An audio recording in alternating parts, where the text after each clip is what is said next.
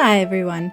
Blizzard must know it's my birthday this week because a new archives quest with Dagran and Speaker Brinth became available, with new lore information so surprising I had to completely rewrite the script I'd already spent days working on. Thank you for that, Blizzard. Always good fun. In the Titan record that we discover, the memory of Arcada seems to reveal something quite incredible about Beledar, the crystal that lights up Hallerfall.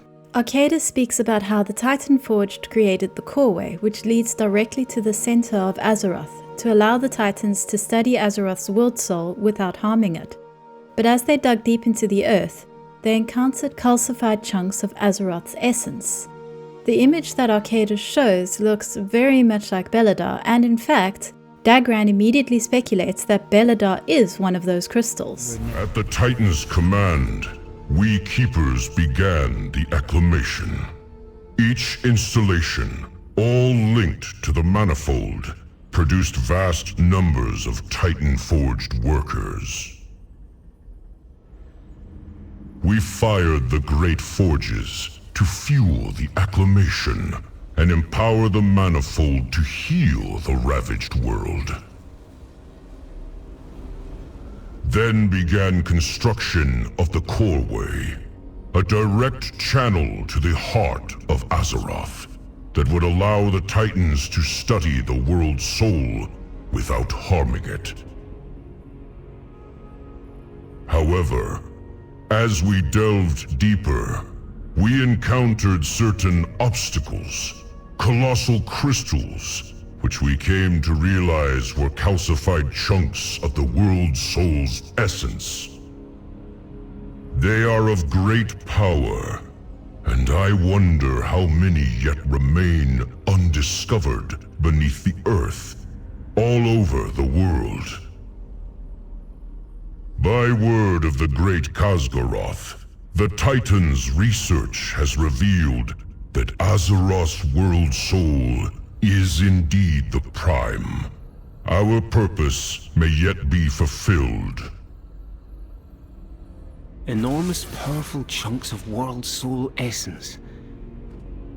Do you think Beledar and Hallerfall could be one of them? Potentially. But it was never within the scope of our edicts to study the crystal.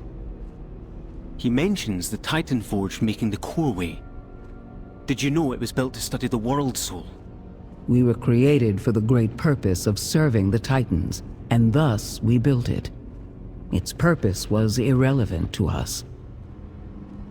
We fulfilled our edicts dependably, and we have strived to do so throughout the millennia, despite Kaz Algar facing many setbacks. Setbacks? What do you mean? Long ago, the continents of the world split apart, and the machinery that powered our facility was damaged, cut off from the Manifold. We were unable to repair the connection. We operated on auxiliary power for a time, but eventually it ran out, and we fell into disarray. That must have been the Sundering. It's miraculous that any of this survived intact. This is all very surprising because Beledar is very clearly aligned with the light. It radiates light, and even the fact that it goes voidy sometimes is a classic light move. I've highlighted before the similarities between Beledar and Oshu'gun, the crystal mountain in Nagrand.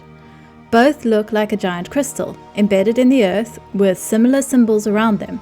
And while Oshu'gun is that mountain's Orcish name, in reality it was a Naru-dimensional ship named Genedar. See the similarity? That crash landed on Draenor.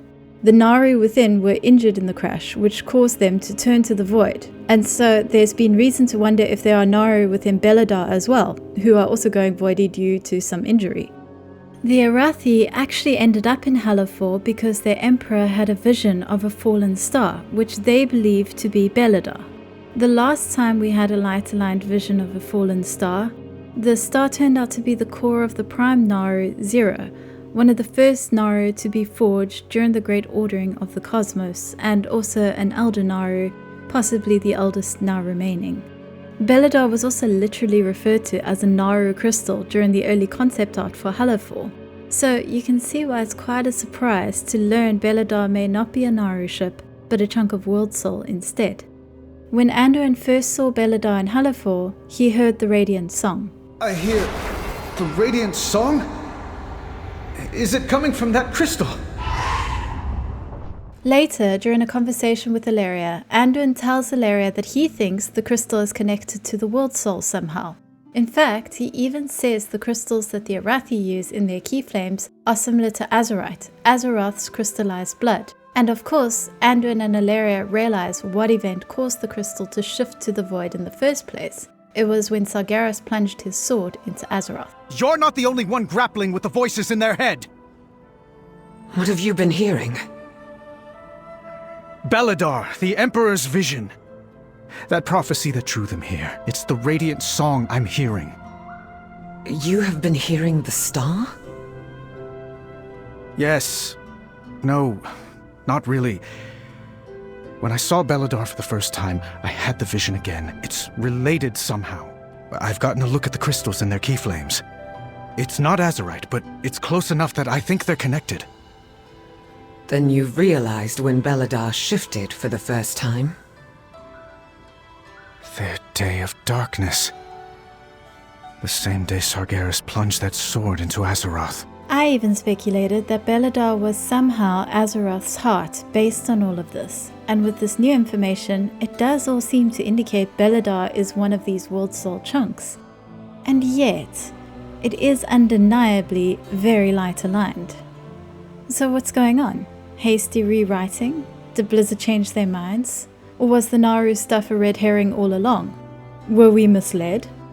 I don't personally believe so. In fact, I'm going to go out on a limb and argue that the answer to is Beledar a Naru crystal and is Beledar a world soul chunk is yes. Let me explain. According to Chronicles Volume 1, all of the universe originates with the cosmological force of the void and the light, specifically from the explosion between them. It's the World of Warcraft universe's Big Bang. The mounting tension between these two opposing yet inseparable energies eventually ignited a series of catastrophic explosions, rupturing the fabric of creation and birthing a new realm into existence. Now, since then, we have learned of the first ones, and it's believed that they created the 6 cosmological forces to exist in balance with each other. And we learned from the Grimoire of the Shadowlands, the realms of death also believe that life and death are the 2 major cosmological forces, rather than void and light. Though it must be said, death's perspective of the cosmological chart centers itself, while the Titan order perspective centers the void and the light, so the Titan chart does feel more objective. Anyway, when Chronicles Volume 1 goes on to describe the origins of life and order, well, listen to the following passage.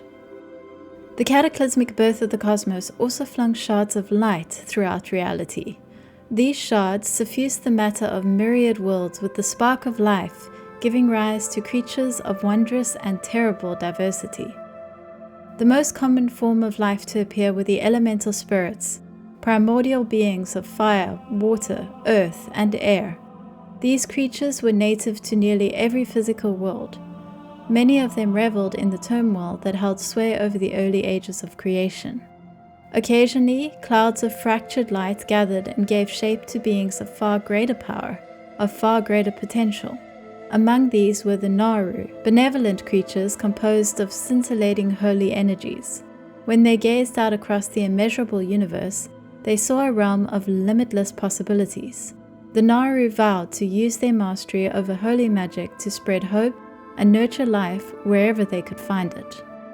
Even more extraordinary than the Naru were the colossal Titans. Their spirits, known as world souls, formed deep within the fiery core of a small number of worlds. For ages, these nascent Titans slumbered, their energies suffusing the celestial bodies they inhabited. When the Titans finally awoke, they did so as living worlds. Cosmic winds howled across their gigantic forms, bodies shrouded in a cloak of stardust, skin crisscrossed with silvery mountain peaks and oceans shimmering with latent magic. So again, this sounds like basic start of the universe stuff. The spark of life that gave rise to everything from the elementals to the titans couldn't have all been from the light, partly because the first ones made all that, and partly because trying to work out how that would work cosmological chart-wise is giving me a headache. But what if we take some of it at least literally? Shards of light, suffusing worlds, giving rise to life. Colossal crystals, which we came to realize were calcified chunks of the world soul's essence. They are of great power, and I wonder how many yet remain undiscovered beneath the earth, all over the world. I hear the Radiant Song? Is it coming from that crystal? I've gotten a look at the crystals and their key flames. It's not azurite, but it's close enough that I think they're connected. In Season of Discovery, a shard of pure light can be found in Hillsbrad foothills. It plays a role in the Void Touch armament acquisition, which also happens to involve the shadowy figure that we all know is Xal'atath. A Tauren paladin who can be found near the shard calls it a tear of Anshi, and it's Tauren mythology that's going to help us understand Beledar. The Tauren believe in a goddess known as the Earth Mother, essentially their version of Gaia, the spirit of the earth. But of course, Azeroth has a spirit, her world soul. The Tauren also believe that the sun, who they call Anshi, and the White Lady Moon, who they call Musha, but who the Night Elves call Elune, are the Earth Mother's children, who she created, but also her right and left eyes. And the Tauren believe that life on Azeroth, starting with the elements, was created by the Earth Mother. But an interesting aspect of their creation myths is the presence of Anshi's light. Listen to this passage from the in-game book, Mists of Dawn. While the right eye shone down upon the golden dawn, the Earth Mother's gentle hand spread out across the golden plains. Wherever the shadow of her arm passed, a noble people arose from the rich soil. The Shuhalo arose to give thanks and prayer to their loving mother.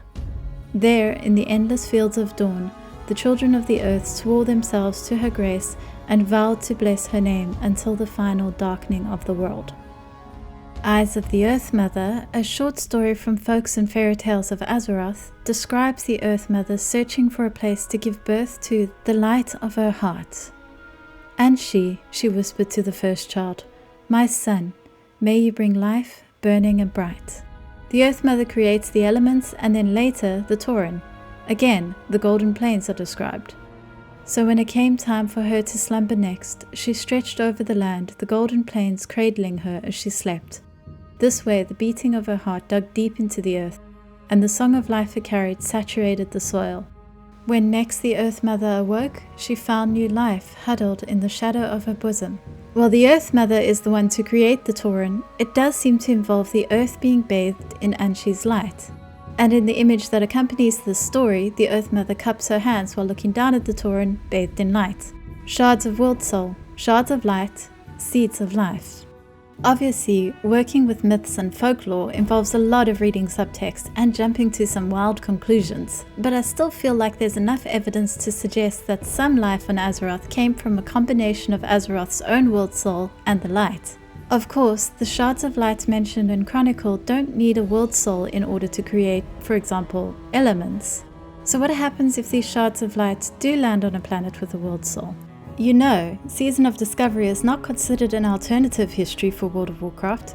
Chris Metzen himself said it's more like found photographs of past events. So if a shard of light was in Hillsbrad foothills all those years ago, why isn't it there anymore? We already know what the light's opposing force does. Old guards are sent out at random into the universe to land on planets, all in the hope of being able to corrupt and claim a world soul.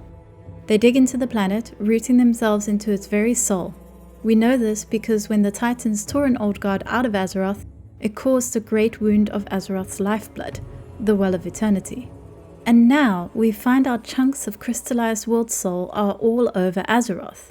And remember, Azeroth's blood crystallizes. That's what Azerite is, and Anduin has already mentioned the crystals that the Arathi use to feed their key flames is similar enough to Azerite for him to believe there is a connection. It's possible that world souls are just built this way, a big bit in the middle but crystallized chunks all over the planet as well. It's possible that the ordering of Azeroth, the creation of the manifold that Arcadis described, created something like wounds that caused these crystals to form. It's possible that Azeroth herself sent out these powerful chunks specifically to block the Titans when they tried to create the Coreway, since Arcadus does mention them getting in the way of that. Or it's possible that the crystals are something that the light makes from the world soul's own essence as it burrows into a world that has a soul. Either way, Beledar is very clearly one of these world soul chunks, and it's also very clearly light aligned. The only other crystal we've seen in Hillsbrad Foothills was also very clearly light aligned and was literally called a shard of light, but it was also much smaller, and it isn't there anymore. Could that be because it did burrow down and is underground now? I just cannot drop the belief that at least something about these crystals originates from the sky. How else do you explain descriptions like Tear of Anshi and Falling Star? And that their design is reminiscent of Naru's ships for a reason. Just look how similar they are. And maybe they're like old gods, parasitic. Do you know what happens to a parasite once it's been feeding for a while? It gets bigger and full of its victim's blood. A shard of light that feeds on Azeroth's world soul could become, essentially, a chunk of light-infused world soul. I mean, even the idea that these light world soul crystals can produce life parallels the way the old gods work. Creatures like the Nerubians arose from the organic matter that seeped from the old gods, maybe partly because the old gods were feeding on Azeroth's blood. So did creatures like the Tauren arise from light-infused world soul chunks? Maybe the spark of light builds a crystal around itself, like a chrysalis but one made of Azeroth's own blood. Maybe the chunks of world soul are already there waiting, but the spark of light infuses them like an egg. Either way, the result is a crystal that is both firmly of the light and of Azeroth's world soul. Beledar is both, I'm sure of it. Okay, but which one is it? Are these crystals created from the light, or is Beledar just an example of one that the light has infused? One indication that the light infusion is relatively new is the fact that Arcadus doesn't mention the light at all when describing the world soul chunks. You would think aman'thul at least would have a problem with these crystals if they were infused with sparks of light, because aman'thul has shown himself hostile to other cosmological forces. The Titans waged an entire war against the Black Empire to break the Void's hold over Azeroth, and when Aenar planted the world tree Alun Ohir on Azeroth, aman'thul ripped it out on account of being aligned with life instead of order. It could be that Arcadus, who is still telling us this story, hasn't gotten to the bit where the Titans discover what the world soul chunks are yet. It could be that as part of information they want to keep secret. The Earthen are not instructed to study the world soul chunks, but the Earthen also seem to be kept away from Azeroth's world soul itself, despite literally building the passage to get to it. In Aldegon's journal, she even wonders about this. My edict was to build and maintain the structures and facilities of Dornogal and the Coreway. But why? Why is the Coreway so important? The Coreway descends to the middle of Azeroth, but why did the Titans need access to the world center? Is there another installation there? More Earthen toiling in the dark? It's probably just that the Titans didn't see a reason to explain themselves to the Earthen. But if it's that the Titans were purposefully hiding information from even the Earthen, they might be hiding that Azeroth is actually destined to be born a member of the cosmological force of light, and they're hoping to claim her for order instead. I mean, there's even a spark of light in the center of Azeroth in the hologram. It's worth considering. The Emperor's vision of Beledar, which led the Arathi to Halafor to begin with, was a little over 15 years ago. In the War Within's Art of World of Warcraft, it states that their mighty sky fleets were drawn to the caverns beneath Khazalgar, following a prophecy of a fallen star. The star, which seems to be some kind of vessel of light, illuminates the cavern.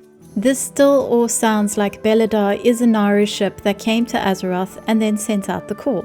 So maybe the light is setting up base, as it were, in preparation for this battle. That crystal. Star. We call it a star. Beledar, the Emperor's vision of holy light. A vision of light. Deep under the ground. We're the Hallowfall expedition of the Arathi Empire.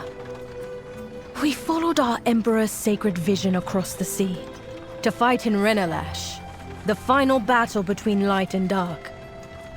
As we crossed the sea, we were caught in a storm. The fleet was enveloped in golden radiance. In a flash, our entire armada was transported down here. But of course, these world soul fragments have been around for a lot longer than 15 years, so why would Beledar only call out so recently? One possibility is that the Light had established a foothold in Azeroth before the Black Empire, but lost to the Void, and so most of the crystals that remained were empty shells, which could only be reactivated by another Naru falling from the sky, or have stayed dormant until recently. Another possibility is that they literally are a kind of chrysalis, that something like the Naru actually came from them and for the most part have left behind an empty shell, with Beledar being one of the only ones that still needs to emerge. That wouldn't match what we do know about Naru origins, and you'd think we would have met at least one Naru who would have come from Azeroth then, but it's a thought. Or maybe we're just looking at it all from the wrong direction. Maybe the reason why Naru ships look like crystallized world soul is because that's what they're all made from. Maybe Beledar is going to shoot off into the sky at some point once the Naru on board have finished building an engine. Who knows? I honestly don't. I believe that Beledar is both a world soul fragment and a Naru crystal. Of that I'm sure.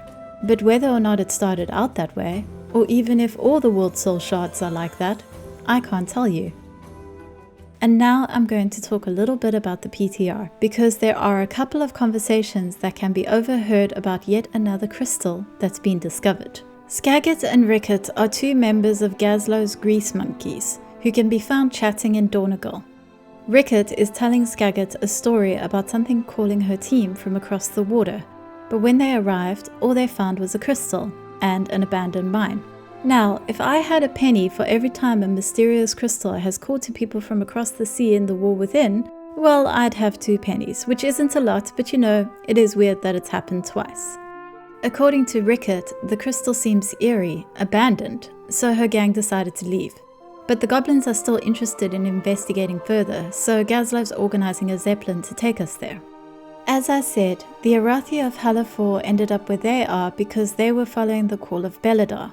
So, naturally, they've taken an interest in this crystal that the goblins have found, and are organizing their own expedition to investigate. The reason for this is pretty obvious. The Arathi want to know if this crystal has anything to do with Beledar. Honestly, depending how far away it is, it might even be Beledar, the top half. But by the sounds of it, there are going to be plenty of these crystals to investigate, so my bets are that this is a different one. It's worth noting that no one's mentioned it shining with void or light, and even on the surface, that feels like something that would stand out. Rickett only said it was abandoned and eerie, which makes it sound a lot more like the Genedar than Beledar. Either way, whatever's going on, it's clear that we will learn more about the nature of these world soul chunks that the Titans discovered and why they so closely resemble vessels of light soon. I, for one, can't wait. If you enjoyed this video, consider liking, subscribing, commenting, all that good YouTube stuff. You can also support me on Patreon, and really, the fact that anyone is willing to spend their own hard-earned money to help me make these videos just blows me away. You're incredible, thank you. Finally, you can find me at Discordian Kitty across social media and on Twitch, and I'm always happy to chat about all things lore. So while that's all for now, hopefully I'll see you again soon. And today is my birthday, and I have this gorgeous new art for the channel thanks to Avilone. Isn't it stunning? I love it so much.